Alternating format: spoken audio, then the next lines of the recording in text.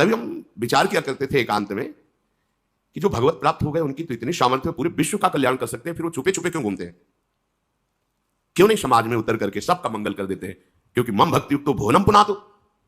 फिर छुपते क्यों हैं? ये तो सर्वलोक विजयी, इनको कौन परास्त कर सकता है?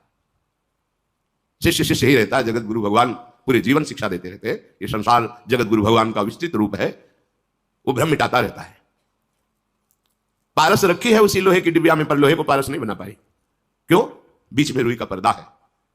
हमारा संग है पर कपट है, विषय इंद्रिय सेवन की प्रबल लालसा से अन्य संग हम कुछ नहीं कर पाते।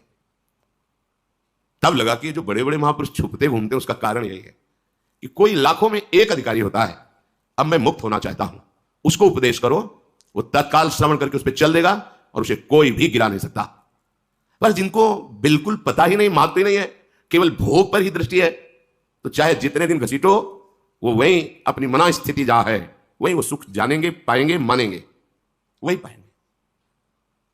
बड़ी ऊंची स्थिति अक्रूर जी की है।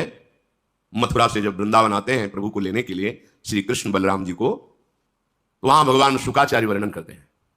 अक्रूर जी ने रथ से बैठे ही देखा कि जिनके श्री चरणों के चिन्ह में जौ अंकुश वज्र आदि कलश आदि ध्वजाद कूद पड़े, ये तो मेरे प्रभु के चरण है, लौट रहे। संध्या काल हो गया, मथुरा कितनी दूर है, संध्या काल में बाबा के पास हर चरण चिन्ह पर लौटते, मेरे प्रभु के चरण चिन्ह। अश्व प्रवाह, बड़ी अद्भुत स्थिति, ब्रजरज में लौटना, प्रभु के भाव में डूबना। तो श्री शुकाचार्य कहते हैं जीव का यही परम लाभ है, ये स्थिति प्राप्त हो जाए।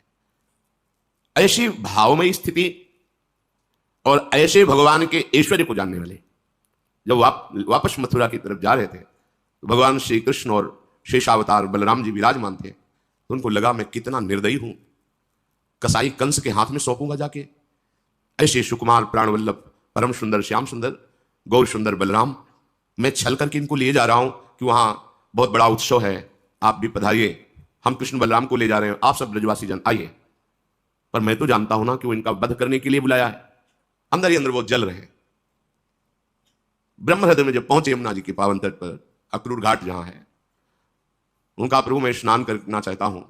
हाँ हाँ कीजिए स्नान। जे भी डुबकी लगाई तो देखा अनंत फणधारी भगवान शेष की सैया पर, अनंत वैभव संपन्न भगवान विश्राम मुद्रा में। ये क्या? फिर सर ऊपर किया तो देखा कि रथ में श्री कृष्ण बलराम बैठे मुस्कुरा रहे। फिर नीचे देखा तो फिर प्रभु का ऐश्वर्य। बाहर निकले, प्रभु ने कहा कुछ आश्चर्य में देखा क्या? आपकी मुखाकृति कह रही चाचा जी कि आप कुछ आश्चर्य में देखा। बोले प्रभु सर्वाश्चर्य में आपको देख रहा हूं, तो अब आश्चर्य बकाया क्या रह गया? देखा ना भगवान के वैभव को। और वही जब स्यमंतक मणि पर प्रभाव, उसकी महिमा, तो वही स्यमंतक मणि लेकर के आप काशी चले जाते हैं, प्रभु द्वारिकाधीश से दूर। यद्यपि वहां धार्मिक कार्य ही करते हैं, यज्ञ आदि करते हैं, वो भी भगवान की आराधना आराध्य देव से दूर रहकर भगवान ने बलराम जी और सत्यभामा के भाव को पुष्ट करने के लिए बुलाया और कहा चाचा जी मुझे पता है आपके पास स्यमंतक मणि है और आप उसी के प्रभाव से प्राप्त ऐश्वर्य से बड़ी बड़ी यज्ञ कर रहे हैं, मुझे चाहिए नहीं, पर आप दिखा दीजिए सत्यभामा और बलराम जी को, उनको विश्वास हो जाएगा।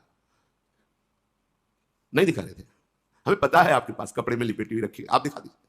फिर दिखाया, हाँ आप अपने पास रखें। इस चरित्र से हमें शिक्षा मिली। इंद्र नीलमणि प्रभु श्याम सुंदर और गौर सुंदर बलराम जी, इन महाप्रभुओं के वैभव को जानने पर भी स्यमंतक मणि का महत्व बना रहा। इसका मतलब मम माया दुरत्या है, भगवान की माया कितनी दुरत्य है, बड़ा सूक्ष्म।